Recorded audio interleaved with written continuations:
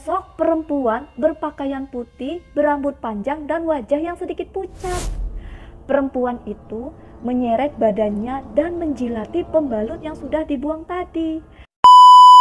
Hai, assalamualaikum. Terima kasih udah klik video ini. Di video kali ini aku akan ceritain pengalaman horor seorang mahasiswi keperawatan saat PKL di salah satu rumah sakit di Yogyakarta. Yang katanya rumah sakit ini terkenal dengan keangkerannya karena banyak makhluk tak kasat mata di situ. Bagaimana kisahnya? Mari kita bahas.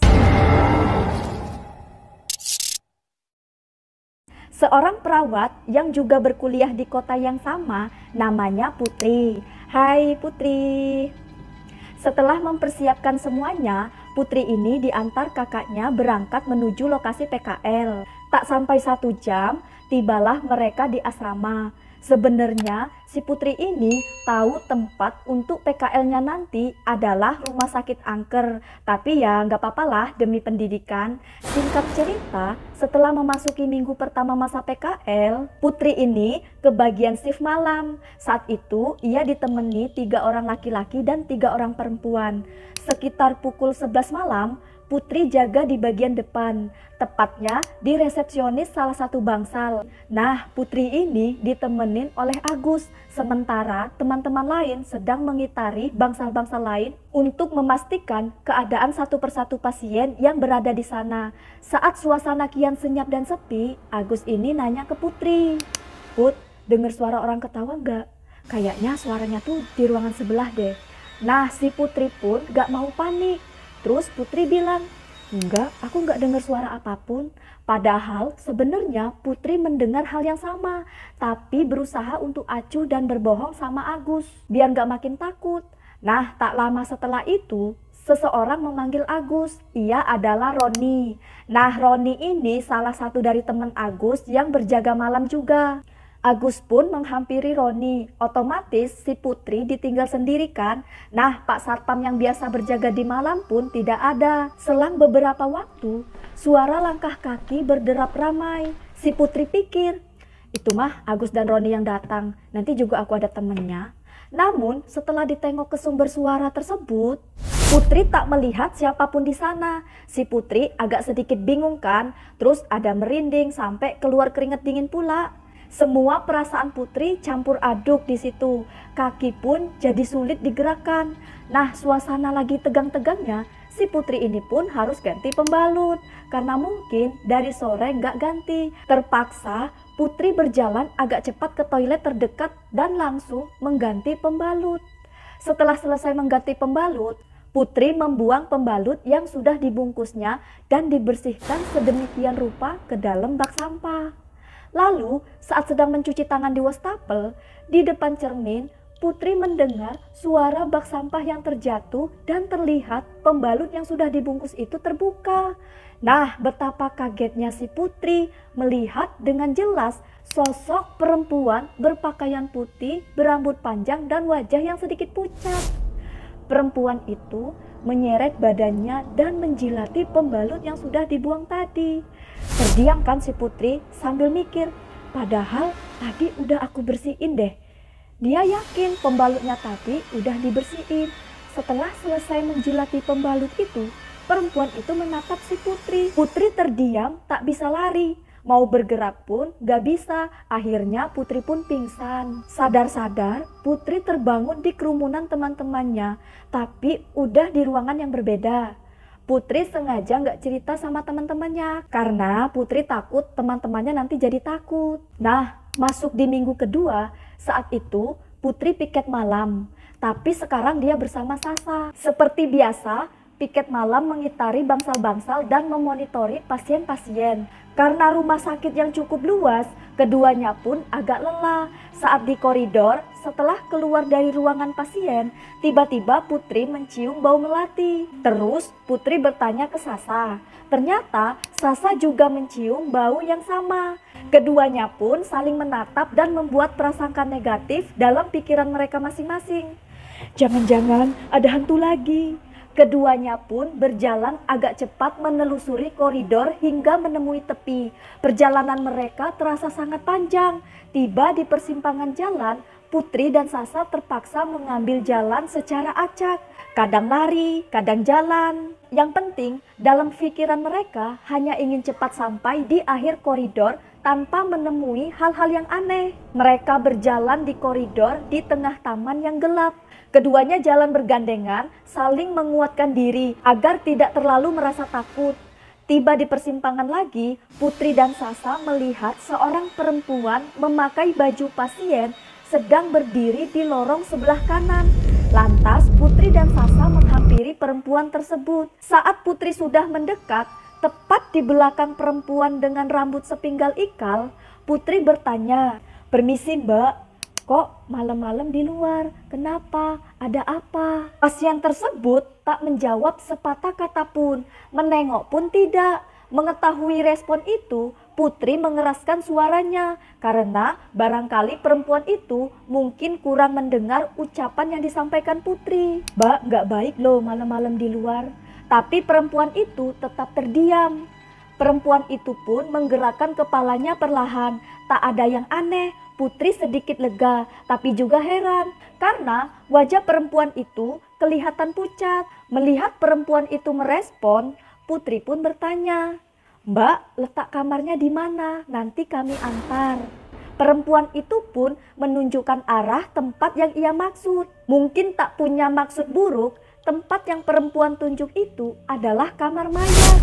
Putri tak meyakini kalau perempuan tersebut makhluk tak kasat mata karena penampakannya masih terkesan wajar seperti manusia pada umumnya. Putri dan Sasa berjalan tepat di belakang perempuan tersebut.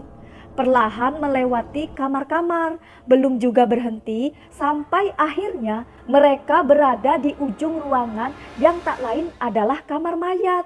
Saat itu Sasa nangis gak karuan karena takut melihat sepeda rumah sakit yang berjalan dengan sendirinya dan mendekat ke arah mereka. Kebetulan ada Agus dan Roni yang sedang mengitari ruangan-ruangan di situ. Putri dan Sasa mengira Agus dan Roni akan menghampirinya, tapi ternyata tanpa menyapa, keduanya pun pergi dengan muka yang tegang dan kaku.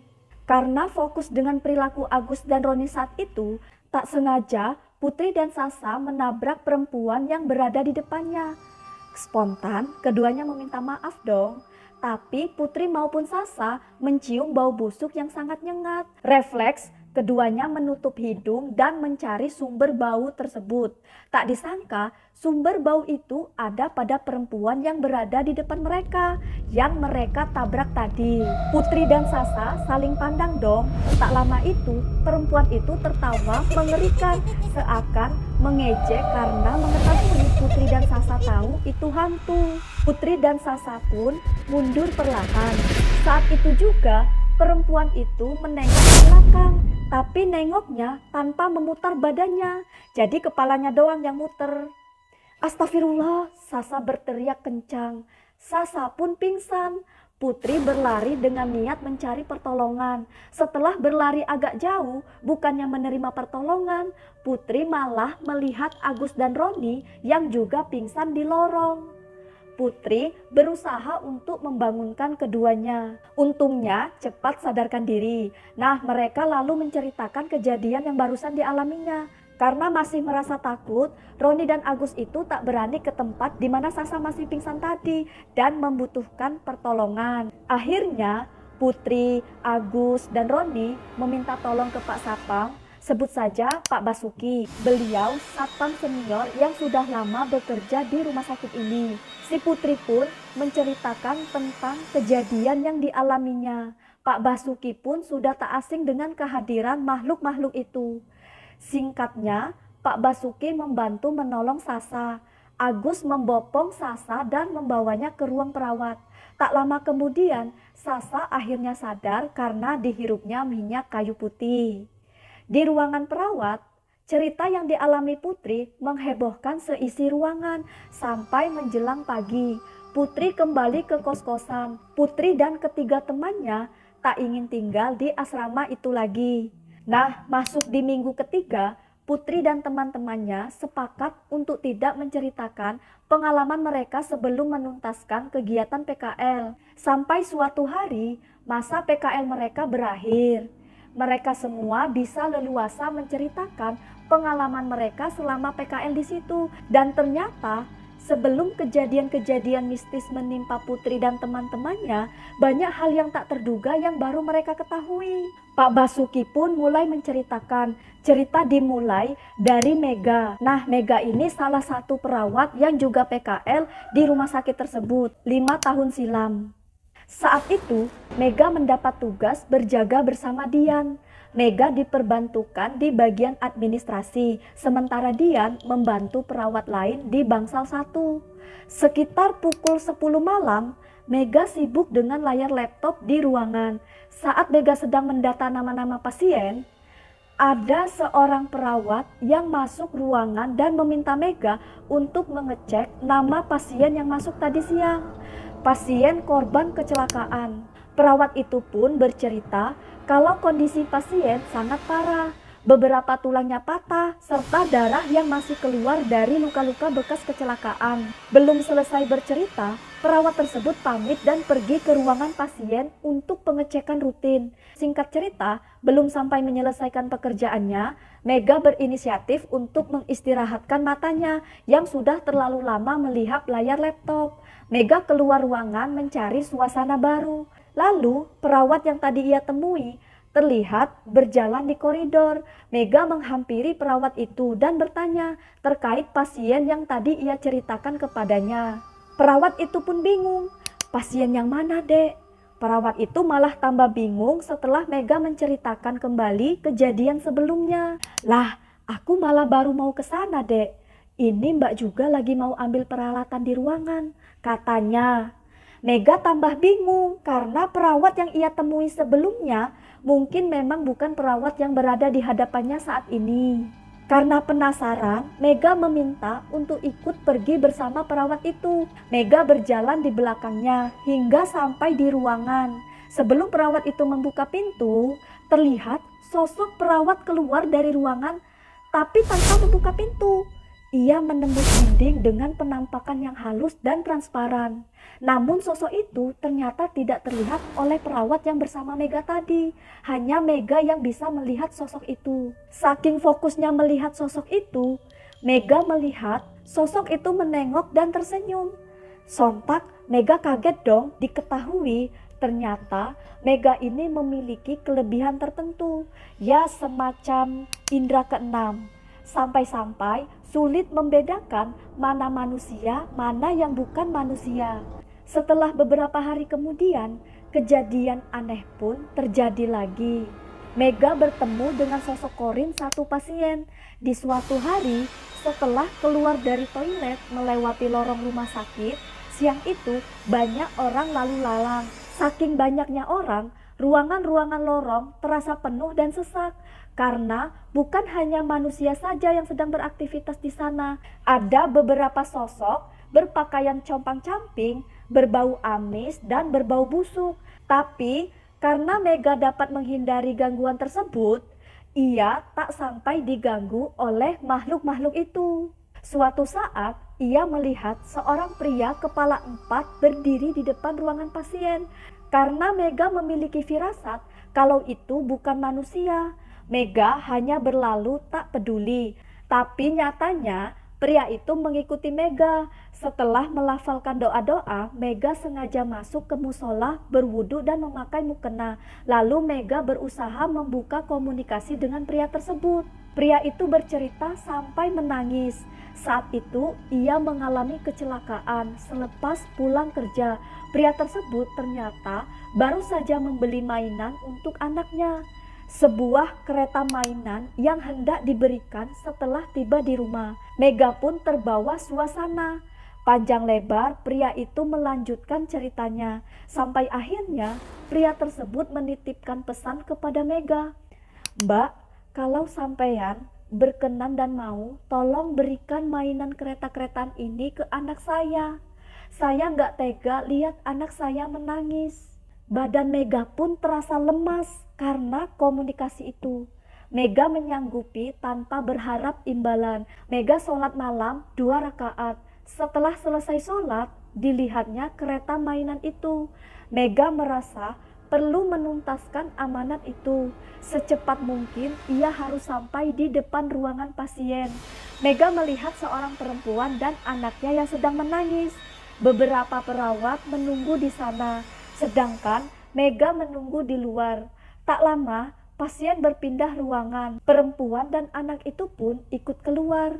Mega menghampiri keduanya. "Maaf Bu, bisa bicara sebentar?" Perempuan itu pun menyimak semua cerita yang Mega sampaikan. Mereka duduk di kursi panjang dekat loket pembayaran. Orang-orang lalu lalang beraktivitas seperti biasa. Mega pun memberikan mainan itu kepada anaknya. Betapa sedihnya si ibu. Perempuan itu pun menanyakan keberadaan sosok suaminya itu. Mega menyampaikan kalau pria itu sedang berdiri di ujung batas antara koridor dan ruangan tempat mereka bernaung. Si suami sempat mengatakan, "Bu, maafin Bapak kalau selama Bapak hidup bersama selalu merepotkan dan menyusahkan Ibu. Bapak titip Dito. Jaga Dito baik-baik dan ikhlaskan Bapak." Itu pesan terakhir pria itu. Yap, begitu ceritanya. Pada dasarnya kita memang harus mempercayai adanya alam gaib dan alam nyata. Karena itu merupakan rukun Islam. Dan kita juga harus berhati-hati dimanapun kita berada. Yap, sampai di sini dulu ceritanya. Sampai ketemu lagi di video aku selanjutnya. Bye.